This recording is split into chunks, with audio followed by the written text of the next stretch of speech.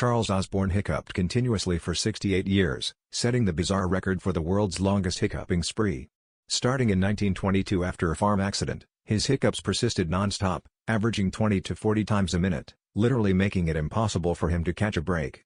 Imagine living through the Great Depression, World War II, and the rise of the internet, all while hiccuping.